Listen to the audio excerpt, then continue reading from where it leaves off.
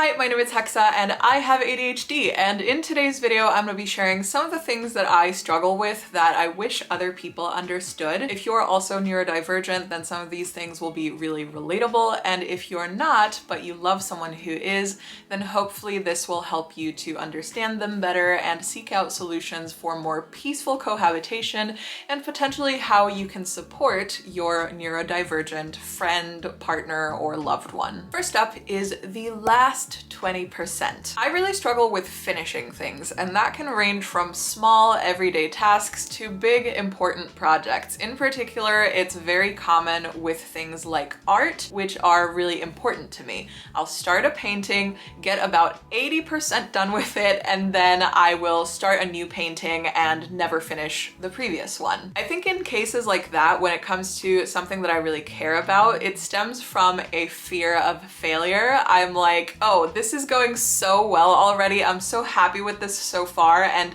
it would be such a shame if I ruin it in the last 20%. So I'm just gonna take a step back and like not touch this anymore out of fear that I'm gonna ruin it in, the last 20% of the work. And also it's a fear of judgment, right? Because once a project is finished, it is open to being judged and critiqued and observed by others. And that can be a really scary thing. But that's not the only place where it happens. It also happens with things like washing the dishes. I will go and wash all of the dishes, and then I'll leave like one dirty spoon in the bottom of the sink, and I cannot explain it. It's like my brain has a physical aversion to finishing 100% of the task. And I can totally understand how that would piss someone off, right? Because they're like, you've come so far, you've done most of the work, there's just this little bit left. Why don't you just do it? Why don't you just finish it? I don't have an answer. Maybe there's some ADHD expert out there who knows why we're like this. I haven't come up with a solution for this yet in my particular case. I would just say if I get 80% of a house chore done, it would be really appreciated if you can just like take the win and then finish the last little bit that I did not get to, because for some reason my brain does not like doing the last 10-20% of any given task. I just want to give you a few more examples of where this comes up. So one thing is with my captioning work. I have to watch videos, type what I hear, and then the last part of the process is synchronizing the caption groups to the audio. And that's usually the part of the process that goes the fastest. And I will often take a break from work before I start synchronizing, or even in the middle of the synchronizing process, at which point I'm like, 15-20 minutes away from finishing the entire project, and I will go and like doom scroll for half an hour before actually powering through to the end of the project. So that's pretty frustrating. And then another example is with life admin. Recently I had to send a letter to the tax office. So, I wrote the letter, I translated it into German, I asked my German boyfriend to spell check and grammar check and whatever. I printed it out, I signed it, I dated it, and then for whatever reason, like putting it in an envelope and writing the address on it and sending it in the mail took me like another 4 or 5 days to actually get to. It's completely nonsensical. I can't explain it. Please excuse the change of angle. I realize I talk with my hands a lot and you couldn't see my hands, and I didn't like that, so we have a new angle going on. Anyway, moving on to the next point. Boredom is physically painful. When I'm having like a bad ADHD day, there are times when I'm so bored that my heart is literally racing. I can feel the adrenaline coursing through my blood, and I genuinely feel like thrashing and kicking and screaming and banging my head against the walls out of boredom. These are the days when I cannot stay on task for more than like 5 minutes at a time, and I'm incredibly fidgety and just, it's so draining. It's so exhausting. It's very infuriating. Not a good feeling. Luckily, not every day is like this, but It can definitely be made worse by like being tired. If I don't get enough sleep, my ability to focus just goes completely out the window. It is really, really bad. So getting enough sleep is very important for me. But yeah, there are definitely days when the urge to pull away from the task is completely overwhelming. People have commented on some of my videos about the fact that I rock back and forth, particularly on my hair dyeing videos, because I think it's a little bit more noticeable when I'm standing up, but I also do it when I'm sitting. For me, that stimming that I'm doing, that like shifting my weight from foot to foot or rocking back and forth, or like when I'm working on my computer, I will be like typing and like turning my head from side to side. That's a way to release some of the pent up energy in my internal motor that is trying to get me to get up and do literally anything else. My heart rate is constantly higher than it should be, and part of it is down to anxiety, part of it is down to just not being very physically fit, but I think a lot of it is also to do with ADHD, because I'm doing something that I find really freaking boring and my body just wants to get up and get going and I can't, and it creates a little bit of like an internal feeling of panic. And I need to release that energy somehow, which is why I rock back and forth. Sometimes I get a chance to use my boyfriend's walking pad, and I find that is very helpful for allowing me to concentrate better on a boring task, if I can actually move my body while I'm doing it. Next up is hyperfocus versus the inability to focus. A lot of people think that people with ADHD cannot focus at all. That's not true. It's more a case of not necessarily always being able to focus in the right amount on the right task. Most of the time I'm in a state of complete inability to focus. I can get anywhere from like 5 minutes of work to 20 minutes of work done in one chunk before I get distracted by doom scrolling or online shopping or getting up to get a snack. On any given day, my average is like 3 to 4 hours of actual productive work time, interspersed with all different kinds of like time-wasting activities and distractions. And I never do not feel guilty about this. I am aware of this and feel bad about this every single day. Every single day I ask myself, like, why can you not just power through this, get it done, and then it's behind you, and then you don't have to worry about it, and you can actually enjoy the rest of your day and, you know, relax and unwind guilt-free. But that logic just, it doesn't help. So a lot of times a task that should only take 1 hour gets stretched out over like 6 hours and, you know, takes a lot longer than it should and wastes a lot of my time. On the other hand, I do occasionally get into hyper-focus mode, and hyper-focus mode typically applies to either things that I'm really passionate about, like creative work, or it happens when I've procrastinated something urgent for too long and now I'm really, really close to the deadline and I need to get it done in a very short amount of time. And then I'm kind of like forced to hyperfocus on a task, and the sense of urgency and panic to get it done on time helps me to actually stay on task. And whenever I do enter hyperfocus, I really hate being interrupted, because it's like this fleeting blessing from the ADHD gods that I'm finally able to actually get stuff done. The thing is, hyperfocus is a little bit of a double-edged sword, because sometimes it's applying to something that's actually really productive, but other times you're just spending a longer amount of time than you should on a task that is not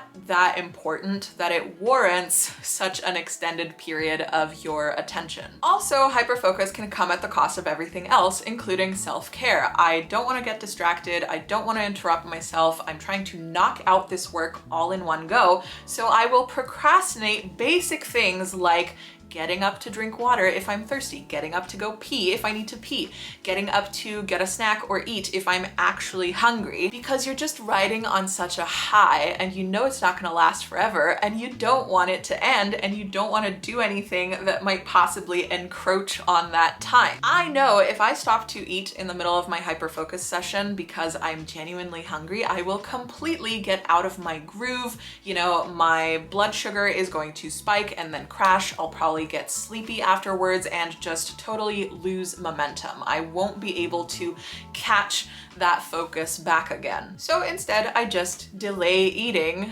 and take advantage of my hyperfocus for as long as it will last. When I was in high school, I used to very often hyperfocus on art or music. I would sit at my piano and practice and write songs and practice the songs that I was writing for hours and hours and hours, and then like suddenly there would be a moment where I would like come out of it and be like, oh my God, I am thirsty, I am hungry, I need to pee, my butt feels numb from sitting on this piano bench for like 4 hours. Nowadays, it happens with things like writing. If I'm writing a script for YouTube or if I'm writing a blog post or something, and also if I'm having a batch filming day and I actually feel good about my filming and like my energy that day. If I get into a good groove, I don't want to stop because I know the moment is fleeting and the next day I'm just gonna go right back to procrastinating all of my creative work. Next up, rejection sensitivity, strong emotions, and a strong sense of justice. I have been told by the internet that this is an ADHD thing, but it can also apply to other mental health issues, so just keep that in mind. For me, rejection sensitivity can look like validation seeking. I want to be told that I'm doing a good job. I want to be praised. I crave positive reinforcement, and when I don't get that,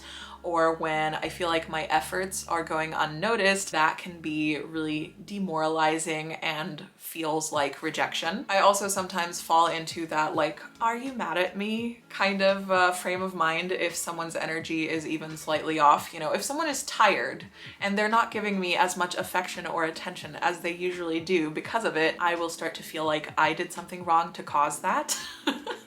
I just like go through life assuming that I've pissed someone off, that I've been careless and done something annoying that I'm unaware of, and now I'm being given the cold shoulder, which is often not the case. For me personally, thankfully, rejection sensitivity has gotten a lot better and it's not as much of an issue anymore as it was in my teenage years. I've gotten more confident and more secure in myself, and even though it still comes up a little bit, it's nowhere near as bad as it used to be. On the other hand, strong emotions are still a big theme, and in particular, I have a very strong sense of justice. I get really angry and upset about unfairness. I feel like if someone is being unkind, if someone is being a bully, that is something that triggers my protective instinct and I want to do something about it. You know, I'm not someone who goes out and picks fights at all, but I am confrontational when I feel like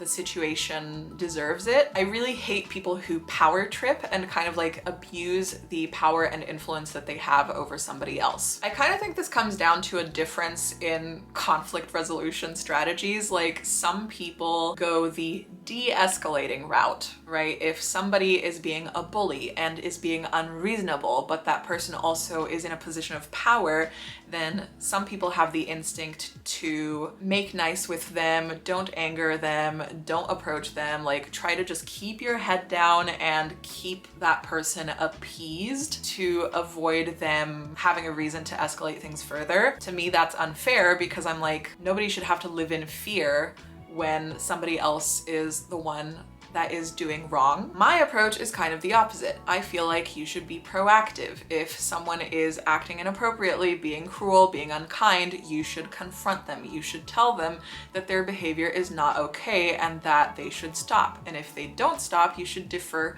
to a higher source of authority to kind of help to protect you. So for people who don't deal with conflict resolution that way, I can seem like a hothead because people are like, why can't you just let it go? But I don't go into every situation guns blazing. I just think that things shouldn't be that way. You know, bad people who are doing bad things shouldn't get away with it, and it shouldn't be down to the victims to kind of bend under the weight of a bully. But sometimes the system or the situation just doesn't work in your favor. You can't get justice, there's not enough evidence, the authorities aren't interested in pursuing it, and you never get the apology or the closure that you deserve. And stuff like that gnaws at me in a really painful way. I have trouble letting it go. I can't forget it. I'm profoundly bothered by situations where there is no conflict resolution, but rather the conflict is just expected to fizzle out as tempers cool. My temper never really cools. I remember the injustice, I remember the hurt, and it feels like an open, unresolved wound. The next ADHD struggle is a really simple one, but also a very easy one to fix, and that is verbal instructions. I can't follow them. Don't try to make me.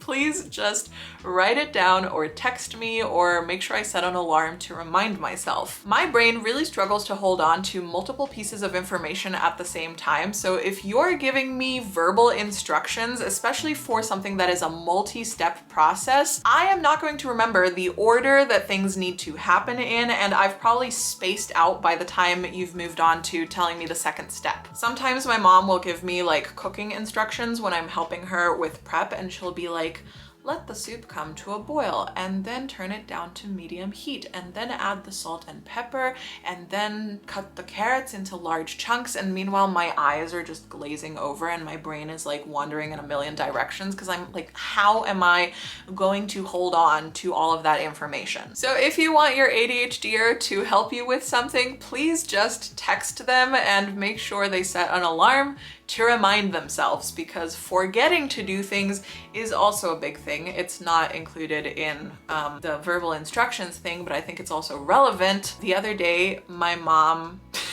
she did the right thing too. She texted me. It still didn't work. My mom texted me at 9 p.m. She was already in bed and she remembered at 9 p.m. that she wanted to make chicken the next day. So she texted me at like 9 p.m. She was like, please take the chicken out of the freezer. I replied to her immediately. I was like, okay. I was in the bathroom when I got that text though. By the time I got out of the bathroom, I completely forgot about the chicken. Fortunately, I stayed up late and was still like bumbling about the kitchen at like 2 o'clock in the morning. So 5 hours later, I suddenly remember, like it dawns on me. You know, the ADHD brain never really forgets. It just, the information is in there, but it will come back to you at a less helpful moment. So at 2 a.m., suddenly out of nowhere, I'm like, oh my God, the chicken. And I took it out of the freezer. So, you know, 5 hours less of defrosting time on the counter than it should have gotten, but at least I didn't forget completely. Next, we're gonna talk about clutter blindness, possibly also interchangeable with change blindness. For whatever reason, the ADHD brain has a higher tolerance for visual clutter than the neurotypical brain, or at least I think so. So for that reason, we might not necessarily notice a change in our environment when something is out of place. A really funny example of this is one time it was my turn to cook dinner and my boyfriend decided to help me by taking all of the ingredients out of the fridge and putting them on the kitchen table. So I go into the kitchen, I go and I grab the pot, I put it on the stove, start the stove, whatever. Then I go to the fridge to look for my ingredients, and then I call him and I'm like, Peter, we don't have bell peppers. We need bell peppers for the recipe. And he comes in and he like gently turns me toward the table where all of the ingredients are laid out on the table. And I'm like, oh, I did not see that. Someone who's neurotypical might probably have noticed that all of the stuff they needed was on the table, but because I wasn't expecting it and because visual clutter doesn't bother me, I was completely oblivious to it. It's just like I have blinders on all the time. And of course, this can also exacerbate the other ADHD problem of sometimes forgetting to do things like cleaning up after yourself. Like, you know, I'll go into the kitchen, make myself a snack, eat the snack, enjoy it with the intention of cleaning up where I made the snack after I have the snack. But then after I have the snack, I forget that I was gonna clean up. I leave the kitchen. If I'm lucky, nobody else will go into the kitchen until I do again. And then the next time I go into the kitchen, I'm like, oh my God, this is a mess. I'm such an asshole. What the fuck was I thinking? Why is like all of my stuff still all over the counter? And I'm not doing it on purpose. I'm not doing it because I'm trying to be an asshole. It's just you forget or you don't notice because it doesn't bother you. You know that you should do it, but you know, in the moment, it just goes right over your head. That's not to say that clutter doesn't affect me at all. There's definitely a balance. I'm more resistant to a little bit of clutter than a neurotypical person, but I do still operate better in a clean and tidy environment, much to my chagrin at times. My desk can get really messy sometimes, and it's kind of a slow build where in the beginning it's just my usual small amount of clutter that doesn't really bother me, and then over a few days I start to like take more stuff out of my drawers, don't put it back, leave more stuff laying around, and I start to feel a little bit unfocused, a little bit unmotivated, a little scatterbrained. And then at some point I realized that I've been feeling shitty and unmotivated for like a week or two, and there's this moment where like the blinders come off and suddenly I see everything with fresh eyes, and it's like, oh my God, my desk is a mess. No wonder I haven't been working on anything, because how can anyone work in this physical environment that's just cluttered with all kinds of stuff?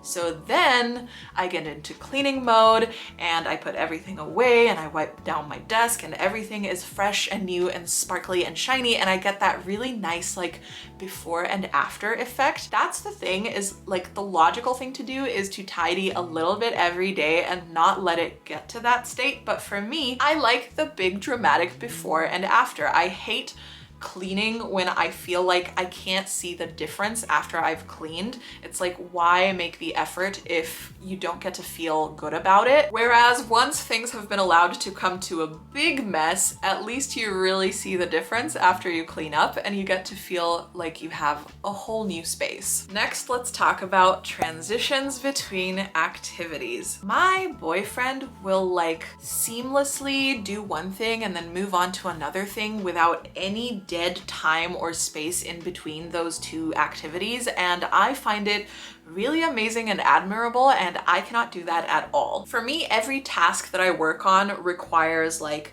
mentally preparing myself, hyping myself up to do the thing, setting up my space, organizing my thoughts, getting like the little to-do list in my head in order of like what I need to do first and next, and like the whole process that I have to go through to do the thing. By the time I've done all of that, my brain is like already exhausted, and then I have to actually do the task, and then whenever I finish the task, it's like this big sigh of relief, like I have gone through like a battle or something, and it's like, oh, now I just need to rest, you know? I will wash the dishes and then reward myself with like a 20-minute doom scrolling break, or I will take our dog out for a little walk, and then I just like need to plop down on the sofa and like just breathe and like stare at the wall for 20 minutes. When I finish a bigger work task, by that point I've already held off like the boredom and the exhaustion and the impulse to get distracted for so long that I'm just completely wiped out at the end of it. I will probably not be able to do anything productive for the rest of the day if I have worked on a larger task. So oftentimes a simple task that takes like 5 to 15 minutes to do will actually eat up a chunk of like an hour of the day, because of all of the mental preparation and setting up beforehand and the mental decompressing that needs to happen afterwards. It is truly exhausting, and it makes you feel very inefficient and very unproductive, and like there's something wrong with you, because it would be so easy and so much better if you could just like power through for all of the tasks of the day without breaks in between, and then you would have like a larger chunk of guilt-free relaxing time at the end of the day. But honestly, like sometimes I will do something completely simple and easy, and it makes me so mentally exhausted that I literally feel like I need a nap afterwards. So yeah. So it's really important that if you have someone in your life who has ADHD and you see them like concentrating, focusing, working on a task, and you need something done, if that thing is not urgent, if that thing can wait until after they've finished whatever they're currently doing, that's much better than interrupting them in the middle of the task, because then what's gonna happen is they stop the task, get out of their groove with what they were doing. They then have to like reconfigure their brain to get ready for the thing that you're asking them to do. Then they do the thing that you're asking them to do, and then they have to mentally decompress from that, and then they have to somehow figure out a way to get their brain back into the groove of the thing they were doing before. And that's like a really unnecessary splitting up of the day and of the time and of the focus. So, you know, like letting sleeping dogs lie, you should let working ADHDers focus and just be like, okay, they're doing something productive, so I'll just let them do that. And whatever else they need to do, they can do that later, but not in the middle of another task, because that's just gonna require a lot of resetting time, which for someone with ADHD ends up being wasted time. Next up is executive dysfunction, and that is just the neurodivergent tendency to really struggle with doing the normal things that are just a societally expected part of everyday life. This applies to all different kinds of situations across the board, but I really wanted to mention a few particularly silly and funny ones that I struggle with in my life, because it really like highlights the absurdity of the kinds of things that the ADHD brain just cannot handle. There are just some things that I have a completely unwarranted amount of aversion to, and my brain tends to like blow up these tasks in my head to where they feel like they're just mammoth tasks, whereas actually it's something really small and really simple. For example, charging my electric toothbrush. I hate doing it. I always resist and procrastinate doing it. I will use my electric toothbrush without any electricity until usually my boyfriend will go and charge my electric toothbrush for me, because for whatever reason, I don't know why, finding the little chargy thingy and like plugging it in and then like taking my toothbrush and putting it in there and like letting it charge, it's just it's so stupid. It's so stupid. It's like it literally takes a minute. And in my head, it's like, I fucking hate this. I cannot stand having to charge my electric toothbrush. It's ridiculous. Another thing is washing reusable water bottles. I don't know why.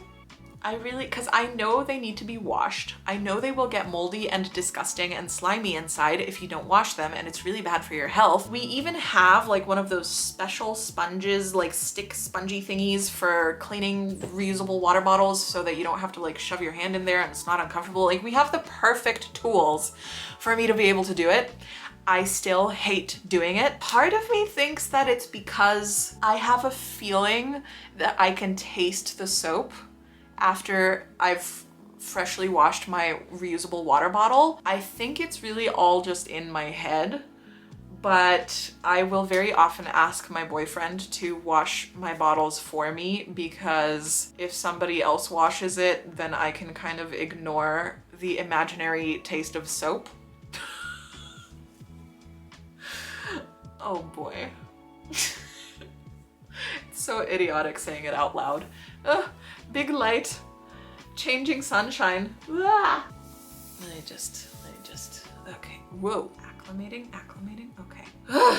Another thing is putting screen protectors on my devices. Recently, there's all these like fancy ones with all kinds of instructions and like a step-by-step process, and I freaking hate reading instructions, and they just annoy the shit out of me. And I don't know, it's also like you make it like a big deal in your head, because it's like if you do it wrong, then there's gonna be a bubble, and the bubble is gonna be there on your screen annoying you for like months. So, or you have to take it off and put like a new screen protector on, and that's just like a waste of screen protector. So yeah, putting on screen protector is just an absolutely impossible task in my mind. I always have to like coerce somebody else to please just like hold my hand through the process of doing this. The sun is gone. I can open the curtain again. Fortunately for me, these are relatively harmless examples of executive dysfunction. Actually, I just thought of a way bigger one that I have definitely struggled with. Opening my mail. Okay, especially when you're a little bit financially insecure, and mail occasionally means bad financial scary things. There were years of my life where I just let the big scary letters pile up, didn't open them, didn't read them, and that has definitely caused me some major issues. I have luckily gotten a lot better about this year. I have committed to handling my shit and not avoiding the big scary things, because in the end, bureaucracy will catch up to you. So, you know, it's just better to deal with it. But yeah, that one is definitely not harmless and much more serious, and something I've definitely struggled with. Yeah. In my defense, I think it's also like the German-ness of it all. I hate having to like read mail in German, and I feel very stupid, and I don't understand German bureaucracy, and it really stresses me out and it causes me a lot of anxiety, and so I just go into avoidance mode, and then the problem gets worse in the background, hiding all the bad news inside all of my unopened mail. Not good. Glad I'm not doing that anymore. It's really much better to just like deal with the stressful thing than stress about the stressful thing and like catastrophize it in your mind because you don't actually know how bad the bad thing is because you haven't opened the letter. But anyways, what I was getting at is, for some ADHDers, there are other things that are a much bigger problem with executive dysfunction, like things like brushing your teeth every day can be a struggle. Showering is one that a lot of people struggle with. Showering used to be a big problem for me, although I think it had more to do with like depression and anxiety than necessarily ADHD. Nowadays, I shower every single day without fail, and sometimes twice a day if I feel a little bit gross in the morning and I just want to like perk myself up. Talk to your ADHDers in your life, and if there's anything you can identify or they can identify that they struggle with and that you are willing to help them with, that would be extremely valuable and extremely just kind. We don't like being like this, you know, and we know that it's a problem. And we're not trying to be irresponsible, it's just we tend to catastrophize and make things out to be a lot scarier in our heads than they actually are. The final ADHD struggle I'm talking about today is sleep disorders and exhaustion. I am tired all of the time.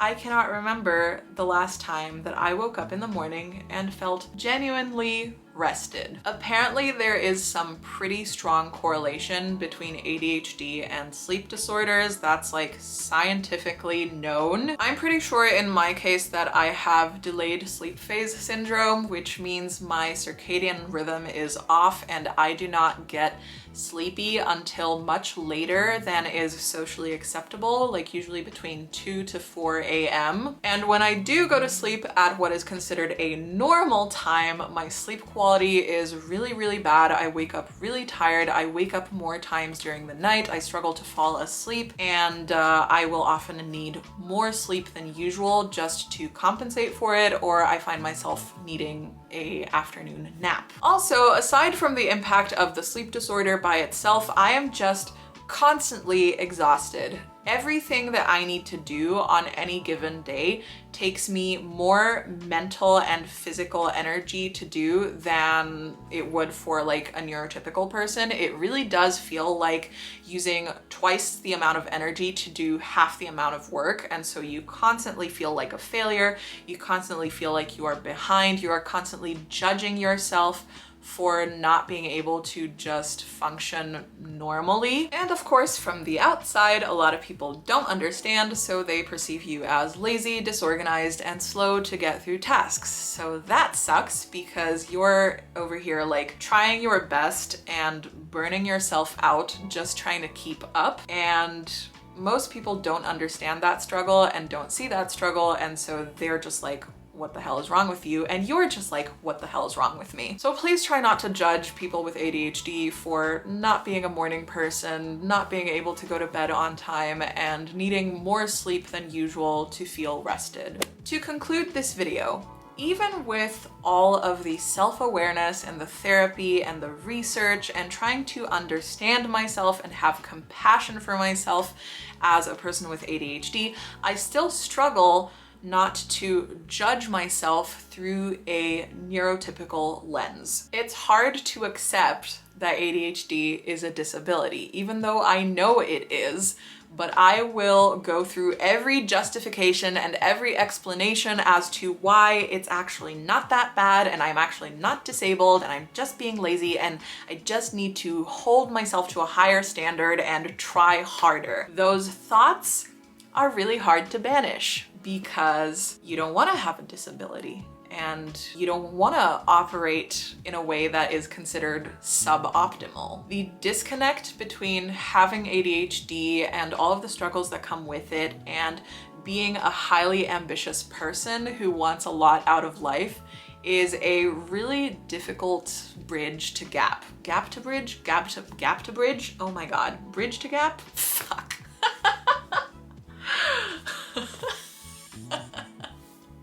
What am I doing? What am I saying? Did I even say it right the first time? I don't even know. The disconnect between having ADHD and all of the struggles that come with it and being a highly ambitious person who wants a lot out of life is a gap that is really difficult to bridge. I hope this video helped other ADHDers out there feel less alone, and for those of you who don't have ADHD, I hope it helped shed some light and helped you better understand what it is like to live inside our brains. Thank you so much for watching. If you want to see more cozy, chaotic, and creative content from me, then please go ahead and subscribe to this channel, and I am so excited to see you all in the next video.